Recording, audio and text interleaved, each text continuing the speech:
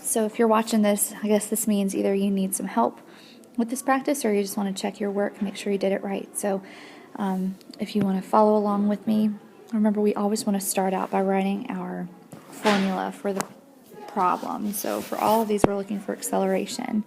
So we start off with A equals final velocity minus initial, and we divide all that by time. So what we need to do is figure out our final velocity. It says a roller coaster car rapidly picks up speed as it rolls down the hill. As it starts down, its speed is 4 meters per second. Here's one of our numbers we need. And it says 3 seconds later, at the bottom, its speed is 22 meters per second. And we want to know average acceleration. All right, so you have to think to yourself, what is the final velocity? The final here is going to be 22, and we start at 4, okay? So we need to pay attention to how much time that takes. We said that took 3 seconds. So let's go ahead and plug our numbers in. So for VF, it should be 22. For VI, it should be 4. And it takes 3 seconds to complete that. All right, I don't have a lot of room, so I'm moving down to the bottom part here. 22 minus 4 is 18. And we're dividing that by 3. So 18 divided by 3, don't even need a calculator for that, 6. And then our units here, you're given meters per second, and then seconds as your time, so we can just go ahead and square that second there because we're dividing by seconds twice. So this should be your answer for number 1. Number 2 says a driver starts his parked car and within 5 seconds reaches a velocity of 54 kilometers per hour as he travels east. What is his acceleration? So again, we'll start off with VF minus VI all over T.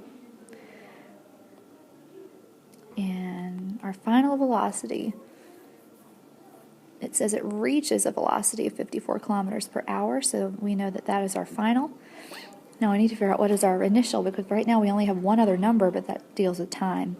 Well, if it's parked, is it going anywhere? Answer is no. So because it's not going anywhere, it's not covering any distance, it has no velocity. So 0 is going to be our number there. It's at rest. It takes 5 seconds to do this. Now we're dealing with kilometers per hour up here, and we're dealing with seconds down here. So we'll keep that in mind for our units. So 54 minus 0 is 54. We're going to divide that by 5. And you actually might need a calculator for this because you do end up with a decimal. It's not quite 11 because 55 divided by 5 is 11. So our number stops at 10.8. Now, this is the unit that we're dealing with. We can't really combine seconds and hours because they're two different units. So I know it looks funny, but we're actually going to have 2 little division symbols here. So this means that every second it's going up 10.8 kilometers per hour. And that's an H there, okay? So it does look improper, but when you read it like that, it should hopefully make sense as to what it means. Number 3 says a car traveling north with a velocity of 30 meters per second slows down to a velocity of 10 meters per second within 10 seconds. We want to know what the car's deceleration is, so how much did it slow down. So we're starting with A equals VF minus VI divided by T. Your final velocity, it slowed down to this velocity of 10. Its original velocity was 30. And how much time did it take? I should see that it took 10 seconds to do that. All right, this time we're dealing with meters per second and seconds, so that way we can combine that unit in just a minute. All right, moving down here, 10 minus 30 gives us a negative number of negative 20, and we're dividing that by 10. So now we're going to end up with a negative number, and the whole reason we end up with a negative number is because we're decelerating. So our answer is going to be negative 2 meters per second squared.